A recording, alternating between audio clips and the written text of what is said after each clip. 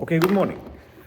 So we're still with our book, Praying with Fire, number 2. We're at the caption of saying transforming power. So it says like this: when a person has the opportunity to see the workings of Hashem clearly in his own life, the emunah chushit it creates has the power to transform his life as well as, to transform his life.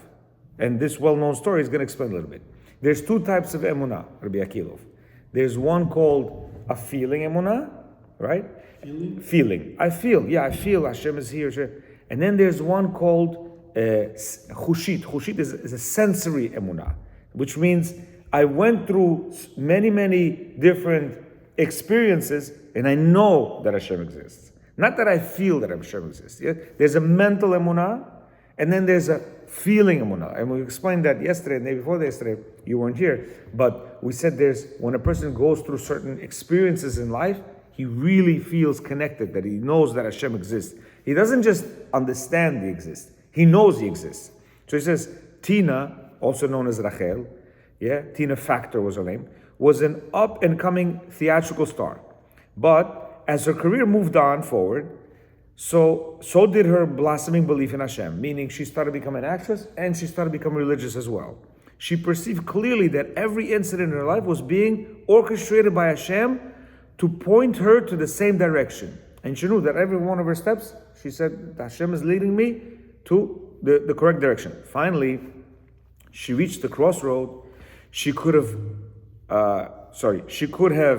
her dreams as a career theatrical person, or she could have Shabbat and Tzniut, but she couldn't have both. Meaning, as an actress, she had to choose either I'm going to be an actress and sometimes be not in the best, dress and so on and so forth, or she's going to be Tzniut, Shabbat, and so on and so forth. And she couldn't have both. With a heartfelt of trepidation, she made the rounds of her agents, explained to each of them that she had become devoutly religious Jew, and she could no longer work as an actress. She said, I'm going to drop the actress business and I'm going to do what I have to do.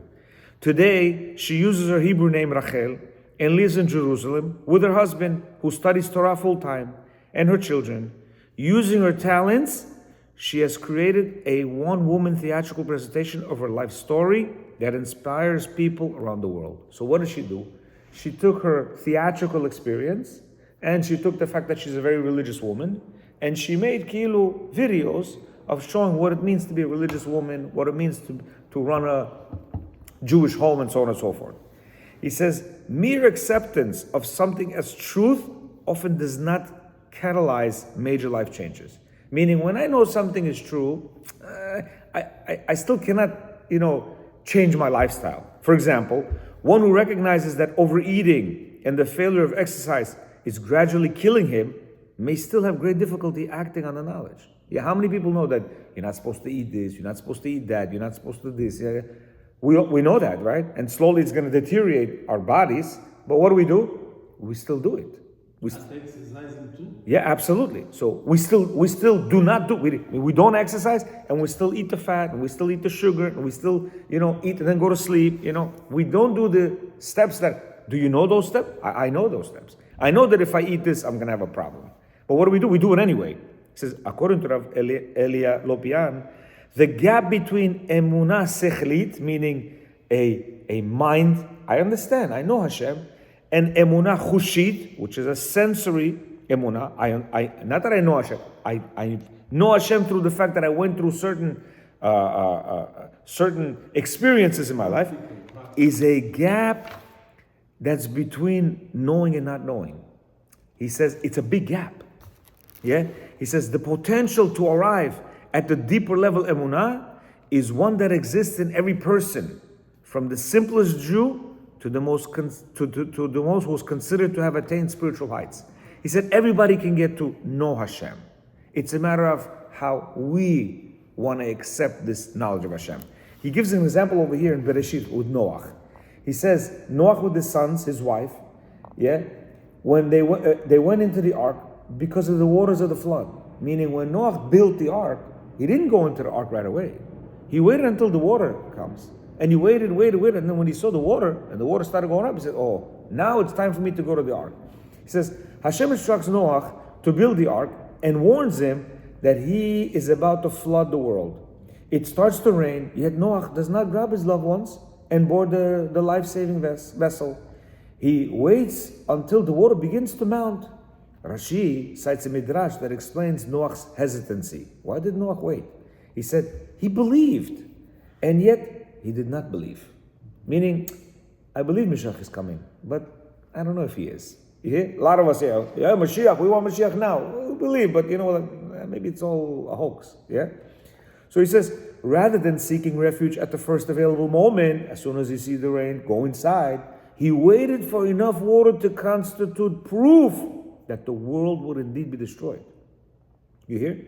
He says, the Steipler Gaon explains that Noach definitely believed that the flood would arrive. He did believe. However, his belief was an emunah sechlit. It was a yeah, I believe Mashiach is coming. Yeah, I believe. However, an intellectual belief, right? And not an emunah chushit, not an emotional, conscious belief, right? So he says, Noach's intellectual awareness of the impending flood was not enough to cause him great alarm. He indeed, the sensation of the water above his knees, that transmitted to him the belief from his head to his heart. When he saw the waters up to his knees, now the belief was not here. It was in his heart. Yo, this is a serious situation.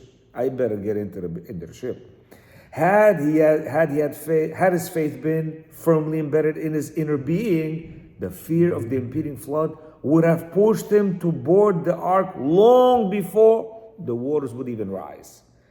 He says, Rav Mordechai Schwab writes in Ma'amar Mordechai, right, that Rav Baruch Ber Leibowitz used to say that when the Chofetz Chaim said, I believe with complete faith, he would emphasize this with his voice, the word complete. Chofetz Chaim, I believe in complete faith, meaning he said, I mamash, that emunah must be complete, which is emunah chushit, which means this sensory emunah, a sensory awareness imprinted in one's consciousness. Many people died during the Yimach Shemam Nazi era. Why? Because they believed, but they didn't believe. Meaning I'm assuming, yeah? Because the ones that felt it right away, they said, no, we got to get out of here. They dropped everything and they left. And the ones that were like, nah, maybe things are going to change. Maybe they're going to change the laws. Maybe this, maybe that. And what happened? They stayed. They saw the problems. Yeah, they saw the problems. I mean, at the end of the day, you see destructions of stores and businesses and what have you. But yet they said, well, maybe something is going to change. Yeah, this feeling was not together. So he says, the Torah describes the nature of this emunah in terms of an all-encompassing and deeply emotional knowing, similar to the strong emotional bond between a husband and wife. Yeah? He says, you shall know this day and take to your heart that Hashem, He is God in heaven and above and on the earth below. There is none other. The prophet Hosea further states, I will betroth, meaning I will marry you to me, Hashem said, with emunah, and you shall know Hashem. Meaning the words that the Torah uses and through the prophets, it's words that just like you know your wife, yeah? It's not an imaginary wife. Yeah, maybe when you were 15, 14, that you had an imaginary understanding of what your wife is going to be, right? But your actual wife, you legit know her, right? In every aspect of the word. So he says, Hashem wants us to know Him in every aspect of the word. Not just to know, yeah, Hashem exists, yeah. Emunah chushit, which is this sensory emunah, is the palpable, meaning you actually feel it, feeling of God's guidance hands in one's life. It is built by the conviction that an individual's chance meeting, his lost opportunity, another person's few stray words within hearing range, every little element of a person's day is a cobblestone with which Hashem paves the singular path of life. We mentioned it already. Nothing is accidental. Every single, you heard something within hearing range. Why did you hear that? For a reason. You saw something, it has nothing to do with you, but you saw, like God forbid, let's say, an accident, like, oh, wow, what the? Yeah? Guess what? Not an accident. It says it's meant for a reason. Now, what's the reason? Now we have to work on ourselves to try to understand why did I see this? Why did I hear this? Yeah? He says this is a feeling far, far more powerful than mere understanding and knowledge of the fact. Yeah? It's one thing to understand, it's another thing to actually feel and know that Hashem exists, or that certain things are really driven by Hashem. He says over here in 1901, after 2 years in business, a 16-year-old Bachur, Yecheskel Levenstein, the future Mir Mashgiach, he was working. His weekly wages were stolen from his coat pocket while he was in the mikvah.